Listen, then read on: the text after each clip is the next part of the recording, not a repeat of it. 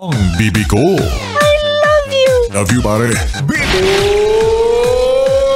Bibo!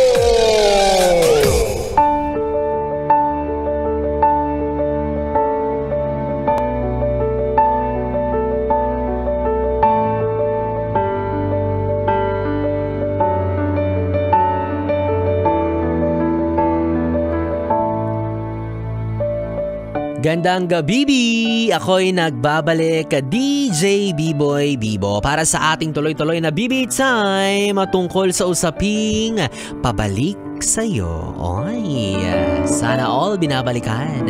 Pero kung meron mang babalik kay B-Boy Bibo, sana yun na lang ay yung mga nawaldas na pera ko. Mukhang pera talaga yun. Hindi. Ang pinag-uusapan natin ay ang pagbabalik mo sa iyong dating karelasyon. Ay, grabe naman ang pag-ibig na yan. Talaga namang wagas kahit na ang ex mo ay talipandas. Isipin mo, no, para siyang gasol. Na kahit anong mangyari, kahit malayo ka na, talaga namang babalikan at babalikan mo siya, lalo na kung hindi ka sigurado kung napatay mo ba. Hi ex, binalikan lang kita just to make sure kung patay na patay ka pa rin ba sa akin. Kainis, ay hindi na, di ikaw ang patay ngayon. Diba? Well, kasi kung oo, gusto mo bang magbalikan tayo? Kung gusto mo lang naman. Kainis ang arte. Diba? Matapos mo siyang siraan sa mga kaibigan mo, matapos mong ipagkalat lahat ng kanyang mga pinagkakatago-tagong baho, matapos mong ibunyag lahat ng sikreto ng kanyang pagkatao, surprise! Binalikan mo. Yan ang sinasabi ko sa'yo, diba? Kaya mahalaga mga yes pre na hindi natin dapat i-badmouth sa ibang tao yung mga ex natin, diba? I mean, minsan na may purpose kung bakit hindi naman na kailangan siraan siya or ikwento yung mga negative sides niya. Kasi who knows? Malay mo siya pa rin pala yung habang buhay mong makakatabi sa kama. Ano ka ba? Ba't siniraan mo siya? Pero tayo, no, may mga impressions tayo sa mga kakakilala or kaibigan natin na nakipagbalikan sa dati nilang karelasyon na, ano ba naman yan? Bakit naman binalikan mo pa yan? Basura na yan Dapat hindi mo na pinupulot pa. Ano ba naman yan? Tanga-tanga mo naman. Diba sabi mo ayaw mo na bakit nakipagbalikan ka pa? Ano ba naman yan? Diba hindi ka nga tinatrato ng tama niyan? Tapos ngayon, niyayakap-yakap, hinahalik-halikan mo pa? Ay, kadiri ka. Charot. Diba? Mapapasabi na lang talaga kami ng akala ba namin na suka mo na or sinuka mo na? Bakit ngayon kinain mo ulit? Akala ba namin nilampaso mo na yan na parang basahan? Bakit bigla mong binilaan? Ay! Medyo gross, medyo kadiri ka doon. Well, ganun talaga, no? May mga taong sadyang malalambot ang puso. Hindi rin naman natin sila masisisi. Ang mahalaga naman dyan, choice nila yan. Suportahan lang natin. Basta at the end of the day, kapag nasaktan sila ulit, andyan lang tayo nakaantabay sa kanila, nakasuporta, kahit na ang tingin natin sa kanila ay parang tanga na. Wala tayong magagawa. Kaibigan natin yan, kamag-anak natin yan, nagmamahal lang, pasensya naman, diba? So, intindihin mo na lang kung saan siya masaya, suportahan mo siya. Basta ang mahalaga, dapat hindi ka rin nagkukulang ng pagpapaalala sa kanya. Oo, ganyan naman yun diba? Kung ano man ang mangyari sa huli, responsibilidad niya pa rin na panindigan yun at harapin at tanggapin. Kasi nga naman, kung ayaw niya na talaga dun sa tao, syempre hindi na makikipagbalikan yan. But since siguro meron pa siyang nararamdaman, bakit niya naman hindi ulit subukan, no? Pero exclusive lang po ito sa mga single pa. Oo, hindi yung may jowa ka ng bago, nakikipagkita ka sa ex mo pa. Ay! Harurot. So going back, what if nga naman, no, this time around, sila talaga yung sa isa't isa. Di hayaan mo sila, diba? Try lang ng try. Kasi kung hindi pa nila nakikita yung sarili nila, nakapiling ang ibang tao or makipagkilala sa bagong potential magiging jowa at talagang may hangover pa sila doon sa ex nila, hayaan natin sila, ubusin nila yung pagmamahal na meron sila or inurture pa. diba? Dalawa lang yan. It's either magpapaubos ng natitirang nararamdaman or pagyabungin ulit. Diba? Palaguin, sikapin na hindi na ulit masira yung pinagsamahang relasyon at malay nyo, diba kayo talaga sa dulo. Ay, asang-asa naman si ate, oh. Ay, bakit bigla mong sinearch yung pangalan niya sa messenger? I-chat mo siya, no? Ay, marupok.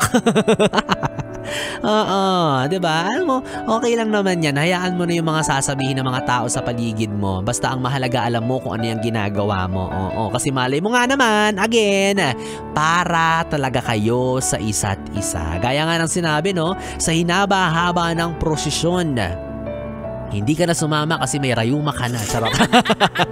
Hindi, sa hinaba-haba ng prosesyon, sa simbahan din ang tuloy. Ay, alam nyo, pwede naman yan kasi meron din ako mga kakilala. Personally, si Biboy may mga kaibigan din na sa una. Kala ko, tatanga-tanga. Ano ba naman yun? Nakikipagbalikan pa sa ex nila. Tapos ngayon, okay naman sila. Oo, smooth naman yung relationship. Hindi na nauulit yung mga dati nilang issues. Kumbaga, natuto na, 'di ba? Which is dapat lang naman, 'di ba? Kung ano yung mga nagawa niyo noong nakaraan, maybe immature pa kayo noon. Maybe sadyang nagkamali lang talaga kayo or hindi naman kaya nagpadalos-dalos kayo maghiwalay. O, di i-work out niyo ngayon. Diba? But this time around, make sure na mapoprotektahan nyo na yung relasyon na meron kayo at diba, mahiya naman kayo. Oo.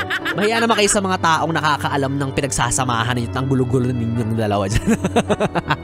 Oo, alagaan ninyo kung ano yung ibinigay sa inyong panibagong pagkakataon para mahalin ulit ang isa't isa. Kasi choice nyo naman yan, diba? Pinili nyo ulit ang isa't isa, pinili nyo ulit ang magsama. So be it, wala kaming magagawa. At the end of the day, hindi naman kami ang hahalik-halikan ninyo, hindi naman kami ang yayakap-yakapin ninyo.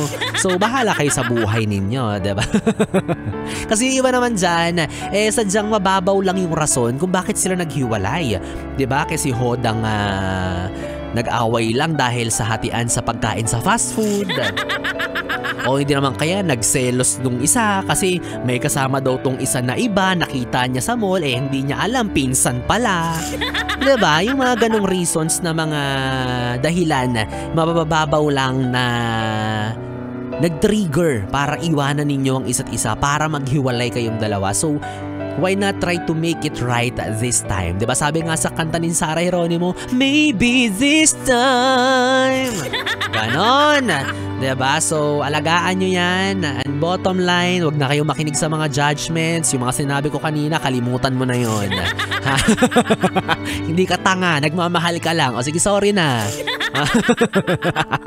Well, anyways, alam mo, diba at the end of the day, tayo pa rin talaga ang pipili ng kung sino ang papapasukin natin sa buhay natin at mamahalin. Kaya hindi na mahalaga kung ano yung sasabihin ng mga tao sa paligid mo. Kasi hodang nakipagbalikan ka sa ex mo. Oo. Kumbaga para kayong si Alice Goo. Goo? Para kayong si Alice Guo. Maligaw man at mawala, babalik at babalik pa rin at muling makikita. Yes! Well, anyways, alam mo, yes, friend, nagbalik lang din naman ako para sabihin at i-announce ang mahalagang anunsyo kung sino ang nanalo para sa ating Yes FM. It's your birthday. Yes FM, it's your birthday. Yes FM, it's your birthday. At eto na, wag na nating patagalin pa, ilabas na natin ang mahiwagang resulta kung sino sa mga Yes friend nating nakatutok at nakafollow sa Yes FM at sa Facebook page ni DJ Biboy Bibo ang siyang mapalad na mananalo ng 500 piso para sa kanyang advance birthday celebration. At kanina nga ang hinahanap ko ay ang mga Yes friend natin na ipinanganak sa buwan ng March o Marso. Kaya naman eto na, congratulations! Mercy Rivera Flores! Congratulations, ate mong Mercy. Oo, dininig ng langit ang iyong pagmamakaawa. Sabi mo, have mercy. Ayan na, sige na, ibibigay ko na sa'yo ang corona. Ikaw na ang mapalad na mag-uwi ng 500 piso para sa ating Yes FM. It's your birthday. Akalain mo yun, di ba? Matutulog ka na lang, hihiga ka na lang, nanalo ka pa ng 500. Grabe nga naman talaga ang biyaya ng langit. Sana all. Mapapasana all ka talaga. At ikaw, alam mo, wag kang puro sana all kasi si Ate Mercy may ginawa siyang paraan para makuha niya ang 500. Kaya naman gawin mo na rin yung ginawa ni Ate Mercy, ha? Ano bang ginawa ni Ate Mercy, Biboy Bibo? Simpleng-simple lang. Ang ginawa ni Ate Mercy ay nakinig lang siya sa radyo dito sa 101.1 Yes FM. Tapos, eto na, narinig niya lang ang anunsyo ni Biboy Bibo at matik, meron na siyang 500 petot. Akalain mo yun, March pa ang kanyang birthday pero meron na siyang panghanda. Ang swerte-swerte naman yun ni Ate Mercy.